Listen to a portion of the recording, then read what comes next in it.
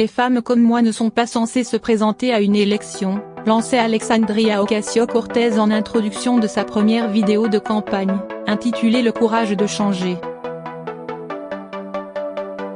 À 29 ans, elle est l'une des candidates au midterm qui a fait le plus parler d'elle. Elle incarne à elle seule plusieurs tendances de ces élections, une femme, nouvelle venue en politique, issue des minorités, et défendant un programme plus à gauche que celui de l'establishment démocrate, lire Libération du 19 octobre.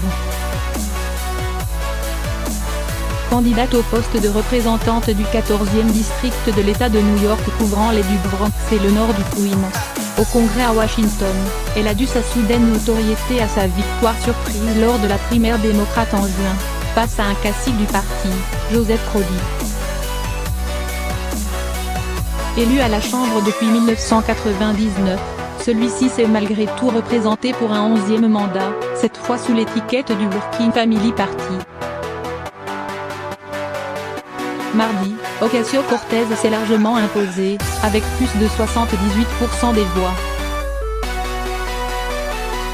Le siège remporté par Ocasio-Cortez lorgne n'est qu'un parmi les 27 de représentants de l'État de New York au Congrès, mais son parcours et son programme ont su attirer l'attention des médias et de la gauche américaine, tout autant que les foudres des conservateurs du pays. Ancienne bénévole de la campagne de Bernie Sanders, aux côtés duquel elle a tenu des meetings de soutien en faveur d'autres candidats démocrates dans le pays, membre de l'organisation démocratique Socialist of America, DESA, tour à tour éducatrice puis serveuse, elle est favorable à l'assurance santé universelle, à la suppression de l'immigration et custom enforcement, ICE, l'agence fédérale de police aux frontières aux États-Unis -, à la gratuité de l'enseignement supérieur ou encore de la fermeture des prisons privées.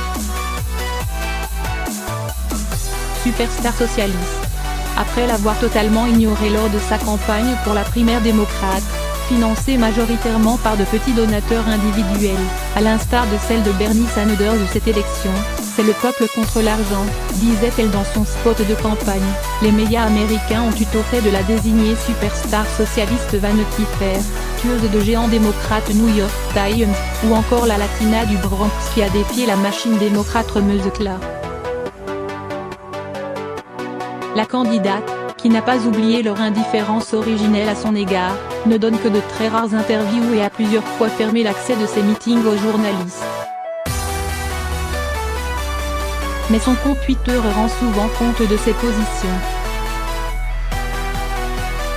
Elle est notamment intervenue la semaine dernière sur le réseau social après l'attaque antisémite dans une synagogue de Pittsburgh et au terme d'une semaine marquée par l'envoi d'engins explosifs à des figures démocrates. Les suprémacistes blancs sont les auteurs du plus grand nombre de tueries commises par des extrémistes dans le pays en 2017, écrit-elle.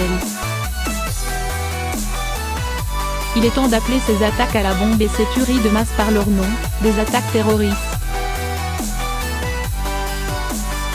Elle est aussi revenue sur l'affaire de la caravane de migrants centra-américains, qui traverse en ce moment le Mexique, en direction de la frontière américaine. Il s'agit d'êtres humains qui cherchent l'asile, pas d'une caravane et pas d'immigrés illégaux, a-t-elle posté, critiquant la couverture médiatique. Répéter la rhétorique de Trump sans la vérifier est complètement irresponsable, surtout au moment où la violence suprémaciste est en hausse.